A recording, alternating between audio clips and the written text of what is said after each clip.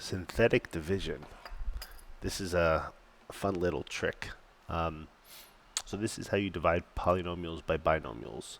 So we're going to do two examples. One is not going to have a remainder, so our answer is going to be a factor. The other one will have a remainder. So the thing about synthetic division is it only works if you have a linear divisor and the leading coefficient is 1.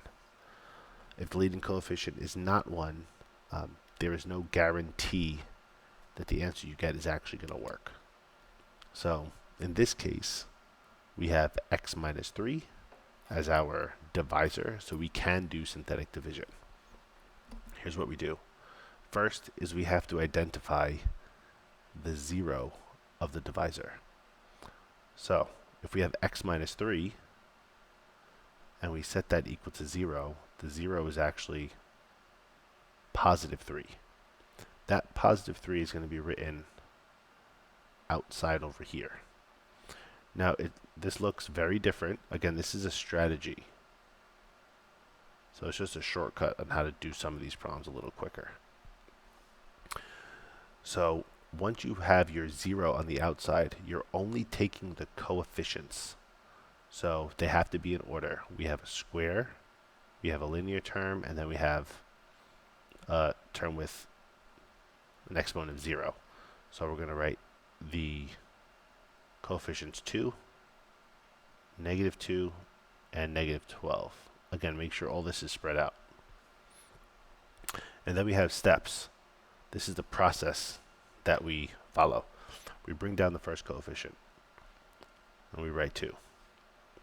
Then we multiply that 2 by the 0, not 0. So in this case, the 0 is positive 3. So we're going to do positive 3 times 2. That gives us 6. So we put a 6 there. -2 plus 6 is 4. And we're going to do this again. Now we're going to take this positive 3, multiply it by 4, which is 12, and we're going to write it up there. -12 plus 12 is 0. Similar to long division, we're done. The problem is over right there. There's nothing else. So the way you read your answer, I think going backwards is the best way to do this. The last term is going to be the remainder for your problem. So what I like to do is just write it underneath. So this is our remainder, which is 0. And then we go backwards. The next term to the left is going to be your constant. The next term over is going to be the linear term. After that would be a quadratic. After that would be a cubic, and so on and so forth. So the way you would write your answer, there's no remainder, so we don't have to write anything there. We have a constant of 4. That's a positive 4. And we have a linear term of 2. So that means we're going to write that as 2x.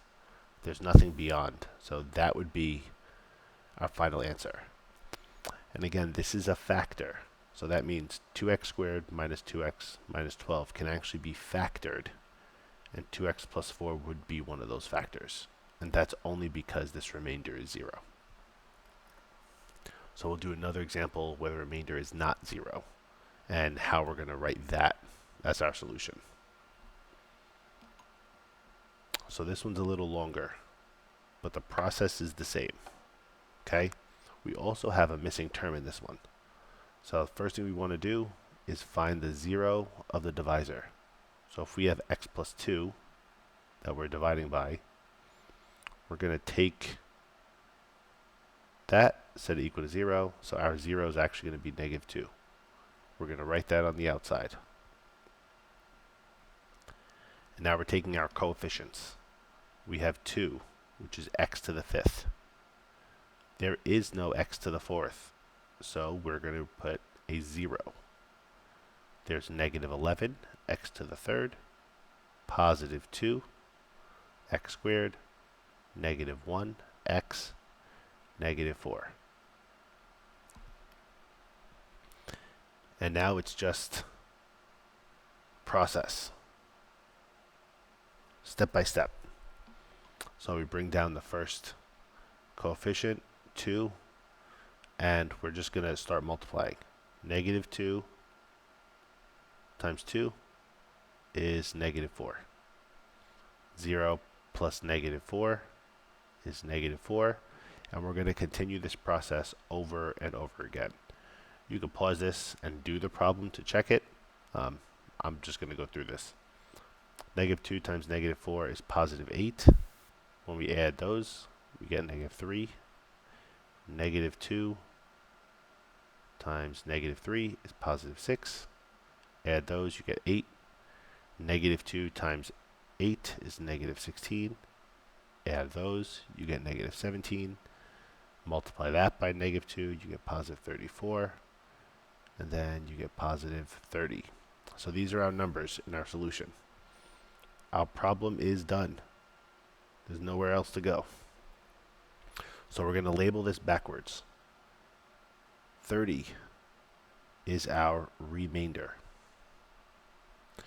Negative 17 is going to be our constant. And everything else is going to have a power of x. Our linear term is going to have an x. Our next term is going to have an x squared. Then we're going to have an x cubed. Then we're going to have x to the 4th. So if you think about this, if we just look at the first parts of this problem, 2x to the 5th divided by x. X to the 5th divided by x is going to give us x to the 4th power. So this should make sense how we're getting this. So here's how we write our answer. It is 2x to the 4th. So that's our first term. We've already labeled everything. Minus 4x to the 3rd. There's our cubic term. Minus 3x squared.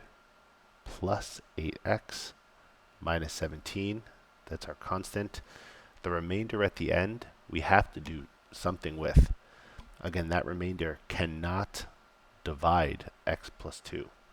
So the only way for us to show that is to show that it's part of the division.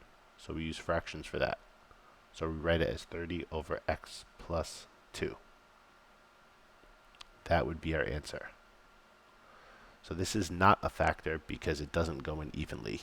We have a remainder. And this is how we would do synthetic division.